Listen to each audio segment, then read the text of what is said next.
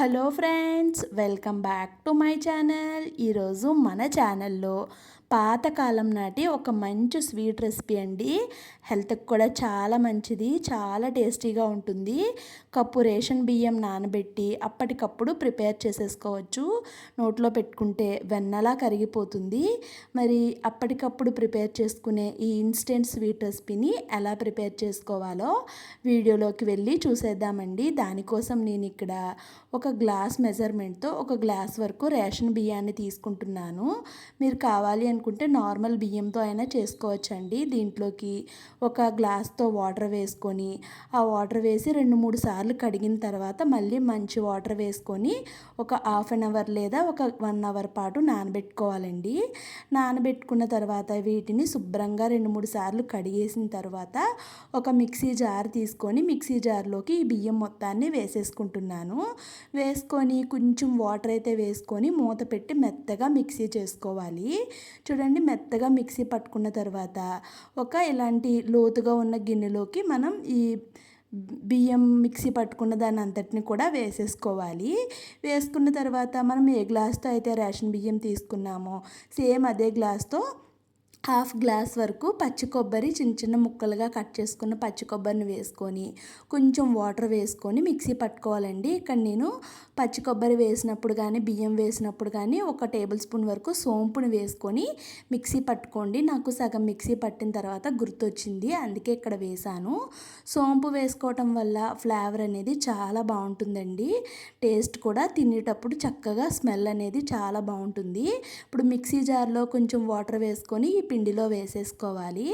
వేసుకొని పక్కన పెట్టి స్టవ్ వెలిగించి ఒక పాన్ పెట్టుకోవాలి. పాన్ పెట్టుకున్న తర్వాత మనం ఏ గ్లాస్తో అయితే రేషన్ బియ్యాన్ని తీసుకున్నామో సేమ్ అదే గ్లాస్తో 3/4 గ్లాస్ వరకు బెల్లాన్ని వేసుకున్నాను.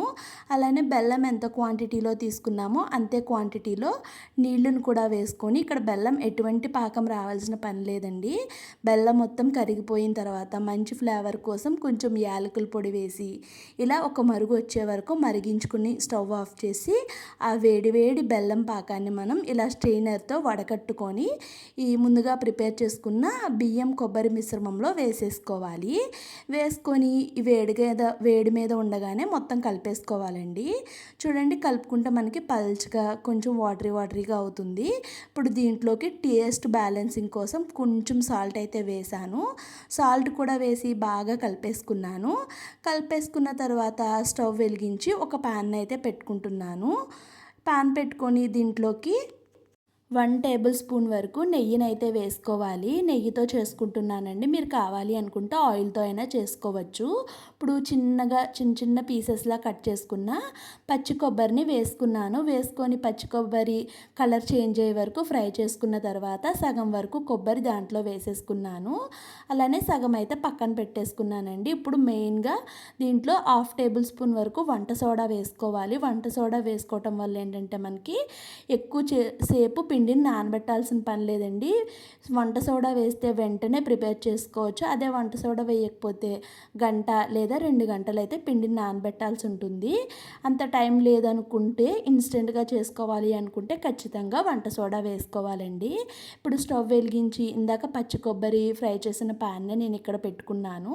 మళ్ళీ కాస్త నెయ్యినైతే వేసుకొని మనం వేసుకునేటప్పుడు బాగా మిక్స్ చేసి పైనుంచి కింద వరకు పిండిని ఒక గరిట అయితే పిండి వేసుకున్నాను. ఇంకొంచెం వేసుకున్నానండి.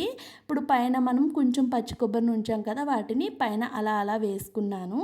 ఈ ప్యాన్ అయితే నేను ఫ్లిప్కార్ట్లో తీసుకున్నానండి. క్వాలిటీ అయితే చాలా బాగుంది. ప్రోడక్ట్ లింక్ కింద ట్యాగ్ చేస్తాను.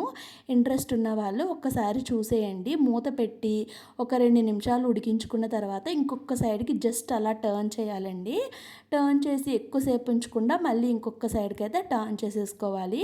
ఇలా 2 సైడ్స్, ఒక సైడ్ బాగా కాల్చుకోవాలి, ఇంకొక సైడ్ కొంచెం లైట్గా కాల్చుకుంటే సరిపోతుంది. ఇప్పుడు నేను రెండోసారి అయితే ఆయిల్తో కూడా వేసి చూపిస్తున్నానండి. సేమ్ ఇదే ప్రాసెస్లో పిండి వేసుకొని పైనుంచి పచ్చి పచ్చి కొబ్బరి వేసుకొని ఒక సైడ్ కాలిన తర్వాత ఇంకొక సైడ్కి టర్న్ చేసేసుకుంటే సరిపోతుంది. రెండు సైడ్స్ కూడా మంచి గోల్డెన్ కలర్ వచ్చే వరకు చేసుకుంటే ఎంతో టేస్టీగా ఉండే పాతకాలం నాటి ఒక మంచి స్వీట్ రెసిపీ అయితే రెడీ అయిపోతుందండి. ఇన్స్టెంట్గా చేసుకోవచ్చు అన్నారు, బియ్యం నానబెడుతున్నారనే డౌట్ మీకు రావచ్చు. బియ్యం నానబెట్టి ఉంటే ఇన్స్టెంట్గా చేసేసుకోవచ్చు కదండి, అందుకే అలా చెప్పాను. వీడియో నచ్చితే లైక్ చేయండి.